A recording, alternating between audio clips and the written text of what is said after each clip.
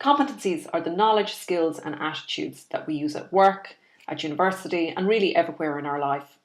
Competencies can involve expertise that we already have but don't know how to describe, and it can include those that we have yet to develop to full capacity. So when we ask the question, what's the difference between skills, knowledge and attitude, or what's the difference between skills and competence? A skill is about doing something well. It's about our ability to choose and perform the right technique at the right time. It's usually developed through training and practice. For example, we might become a skilled writer by practicing and perfecting our writing in a particular style, or we may become proficient in public speaking by practicing techniques, being active in Toastmasters, and pushing ourselves to speak in public at any available opportunity.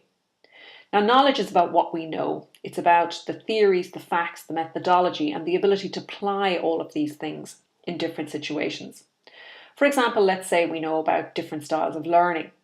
We may be able to understand key steps involved in developing a training program. We may also understand how to measure and evaluate the success of the training program, but putting all these things together takes knowledge.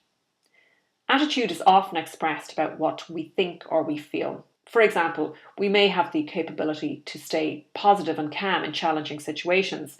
We may have the ability to bring a can-do attitude to work, to go above and beyond the call of duty. And all of these things demonstrate our attitude to certain situations. When we bring the skill, the knowledge and the attitude together, it's these three elements that make up a competency. So for example, we can develop competency regarding communication by practicing our writing, our listening skills, acquiring knowledge about different communication styles, and learning techniques that help to keep calm under pressure. Competencies are described in ways that are observable, measurable, linked to the workplace or academic environment and other life experiences. They're transferable and they're based on performance.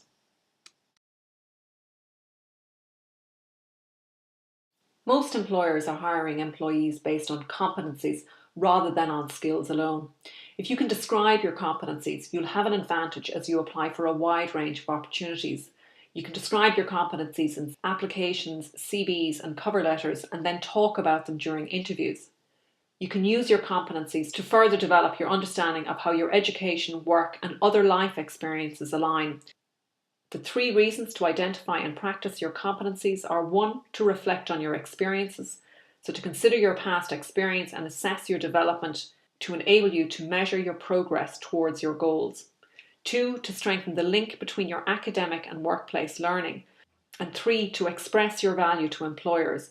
Employers often ask competency-based or behavioural questions during the interview process, and having a well-developed competence portfolio will arm you for that occasion. You can develop your competencies anywhere. They're not just limited to your professional life. You can develop and practice competencies through education, previous work experience, and life experience, including travel and your sporting involvements. By applying your competencies in different scenarios, you learn faster and understand yourself even more. Plus, it may give you an opportunity to engage employers or seniors within your organisation with examples of how you've applied competencies in such diverse scenarios. So, for example, if you're chasing promotion, maybe you haven't yet had the professional opportunity to manage budgets or lead a team of people, but you have developed these competencies in areas outside of your professional life, then it gives you an opportunity to demonstrate that you actually have these competencies in your portfolio. And remember, competencies are totally transferable.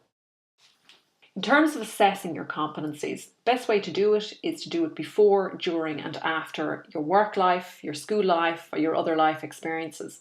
Because ideally you want to document the experience, you need to assess your proficiency levels in the relevant competence and then describe and articulate the competence.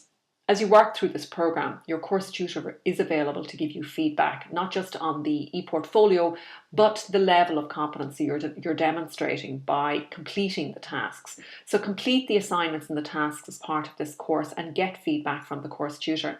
Discuss and engage with fellow learners to help you evaluate your own progress. In terms of how to complete a competency assessment, you need to review the definition and behavioural statements of the competencies that you're working on, and these are interspersed throughout the course of this programme as well. The area communication section has obviously behavioural statements on communication. The area on self-management has behavioural statements around self-management, so use them as the template. Complete the tasks assigned and build your e-portfolio and assess your competency development using a rating scale of 1 to 5 or 1 to 4, with 1 being low level so that you're just beginning to develop this competency, 2 where you're ranking it as being in development, 3 where you will consider yourself to be accomplished at it, and 4 are the highest rate where you really feel that you have overall mastery, which means you understand and demonstrate whatever the competence is in all areas of your life. You're literally a role model for others and you regularly exceed expectations.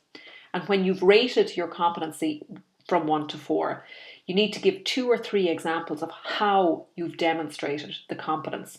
And by doing this and getting into the discipline of doing this, this will help you to articulate these competences in interview scenarios. How best do you express competences? During this course, take the time to analyse the core competencies on which the module focuses. Now, it's likely that you will have already developed many of them through earlier experiences in work, education, volunteer and personal arenas, but working through them will help you to understand what you've learnt, identify gaps in your competency development and plan the next steps. Being able to clearly express your competencies will help you to express yourself to others. Hugely useful in interviewing, whether it's for a job or whether it's for a promotion.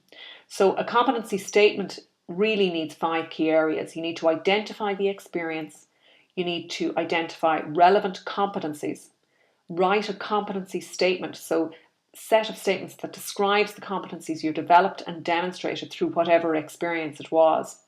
Reflect on your learning, so reviewing the statements, think about what you've learnt, what did you develop, are there any gaps, what do you feel confident about, what do you feel motivated about, what interests you in developing it further, and then communicate your competency to others. And this is an opportunity for you to articulate your competencies, publish them on your e-portfolio and build up a portfolio of examples from your past experiences to enable you to hold conversations with other people around your professional competences.